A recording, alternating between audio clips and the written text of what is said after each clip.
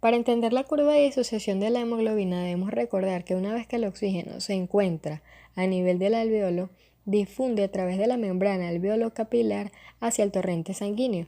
Una vez allí, viaja por el torrente sanguíneo de dos formas. Una es disuelta en el plasma, la cual tiene una importancia cualitativa, pues es la que establece el gradiente de presiones necesario para el intercambio alveolo capilar.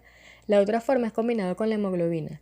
La hemoglobina va a estar formado por 4 grupos M incluidos en la cadena de globina. La globina va a estar formada por 4 aminoácidos. En el centro del grupo M se encuentra la molécula del hierro, la cual es capaz de captar el oxígeno mediante una reacción química reversible formando la oxiohemoglobina. La curva de disociación de la hemoglobina establece una relación entre la presión parcial de oxígeno y la concentración de oxígeno que se encuentra unido a la hemoglobina. Por tanto, mientras mayor sea la presión parcial de oxígeno, mejor saturación tendrá la persona. En la curva se observa un valor de P50 de 27 milímetros de mercurio, la cual se define como la presión parcial de oxígeno necesario para saturar el 50% de la hemoglobina, y por debajo de esta se activan mecanismos anaerobios para la producción de energía. En la curva también se encuentra un área segura, la cual varía entre 62 y 95 milímetros de mercurio con una saturación de un 90%, punto máximo para asegurar la oxigenación de los tejidos. Por debajo de esta saturación tendríamos un oxígeno insuficiente, la cual causaría hipoxia y en procesos agudos son capaces de generar incluso procesos de necrosis. La importancia clínica de esto es que debemos garantizar siempre una presión parcial de oxígeno mayor de 62 milímetros de mercurio para mantener correctamente oxigenados los tejidos y evitar insuficiencias respiratorias agudas. Pues es a nivel pulmonar donde se dará el proceso de hematosis y saldrá sangre oxigenada con una presión parcial de oxígeno por encima de 100 milímetros de mercurio, encontrándose la molécula de hemoglobina saturada al 100%, obteniendo una saturación de oxígeno de un 100%.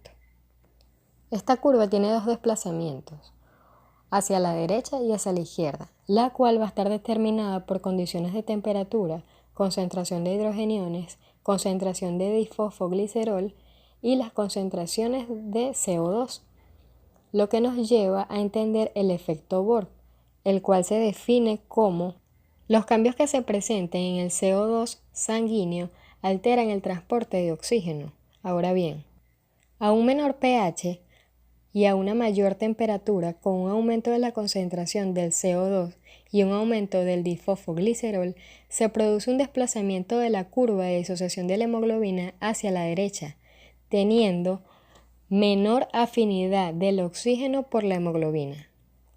Cuando el pH aumenta, la temperatura disminuye la concentración de CO2 y disminuye el disfosfoglicerol, ocurre un desplazamiento hacia la izquierda, aumentando la afinidad del oxígeno por la hemoglobina y dificulta así la capacidad de la hemoglobina de ceder oxígeno a los tejidos. El transporte del CO2 en sangre va a estar relacionado con el equilibrio ácido-básico. En condiciones de aumento del CO2 nos encontramos con una disminución del pH y cuando tenemos una disminución del CO2 estamos en un estado de alcalosis, es decir, a un aumento del pH. En estado de reposo se transportan 4 ml de CO2 por cada 100 ml de sangre del tejido hacia los pulmones.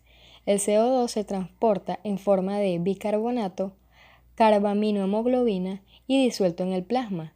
El 70% va a estar transformado en forma de bicarbonato, un 23% se transporta en forma de carbaminohemoglobina y solo un 7% se transporta disuelto en el plasma.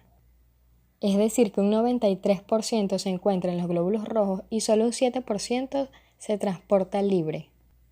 La relación establecida entre la presión parcial de CO2 y el contenido sanguíneo de CO2 permite la construcción de una curva de disociación de este gas, del cual se concluye que la concentración sanguínea de CO2 varía en función de la presión parcial del mismo.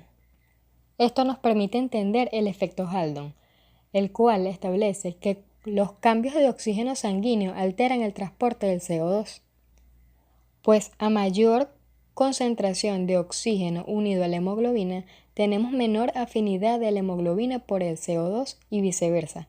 A menor concentración de oxígeno unido a la hemoglobina, aumenta la afinidad de la hemoglobina por el CO2.